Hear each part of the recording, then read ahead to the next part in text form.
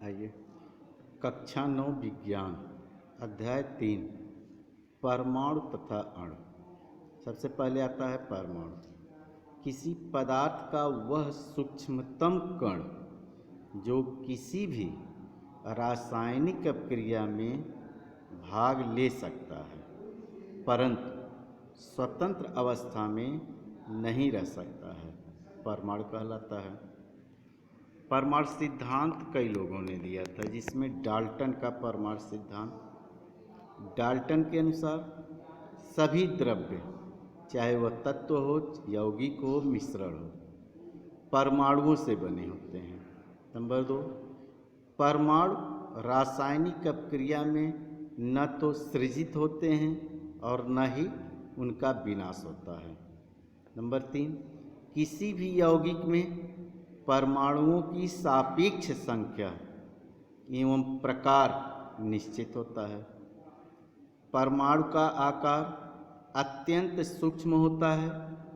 इसकी त्रिज्या नैनोमीटर में मापी जाती है। 1 नैनोमीटर 10⁻⁻⁹ मीटर होता है। सापेक्षिक परमाणु द्रव्यमान क्या होता है? एक परमाणु के द्रव्यमान को ज्ञात करना कठिन होता है, इसलिए तत्व के सापेक्षिक द्रव्यमान को उसके परमाणुओं के औसत द्रव्यमान तथा कार्बन 12 समस्थानिकों के एक परमाणु के 1/12वें भाग के अनुपात द्वारा परिभाषित किया जाता है। इसे परमाणु द्रव्यमान इकाई एटॉमिक मास यूनिट कहा जाता है।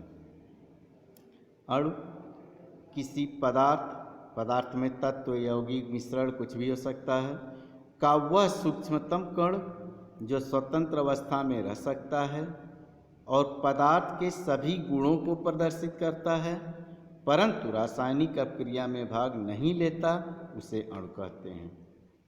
किसी अणु में प्रयुक्त होने वाले परमाणुओं की संख्या को उस अणु की परमाणुकता कहते हैं। अगले स्टेप पर आइए। आयन क्या होते हैं? धातु अथवा अधातु युक्त यौगिक आवेशित कणों से बने होते हैं, जिन्हें आयन कहते हैं। आयन आवेशित कण होते हैं। यह ऋण अथवा धन आवेश होते हैं। परमाणुओं के समूह जिन पर नेट आवेश विद्यमान हो उसे बहुपरमाणु का आयन कहते हैं। जैसे कैल्शियम आयन है, Ca डबल धन आयन। कार्बोनेट बहुपरमाणु का आयन है, क्योंकि इसमें कार्बन और ऑक्सीजन 2 परमाणु हैं। कार्बोनेट का संकेत होता है CO3 डबल ऋणायन। पोटेशियम परमाणु आयन है, K धन आयन। सल्फेट बहुपरमाणु का है, SO4 डबल ऋणायन। सोडियम Na धन आयन।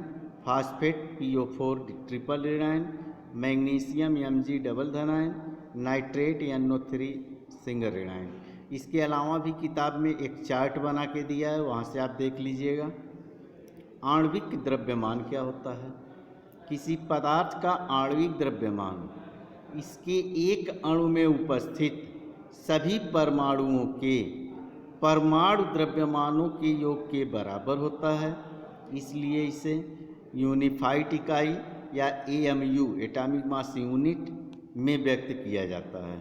जैसे H2O का आणविक द्रव्यमान निकालना है तो H2 है तो 2 × 1, क्योंकि H का द्रव्यमान 1 होता है, प्लस O का 16 होता है, तो 2 × 1 + 16 मतलब 18।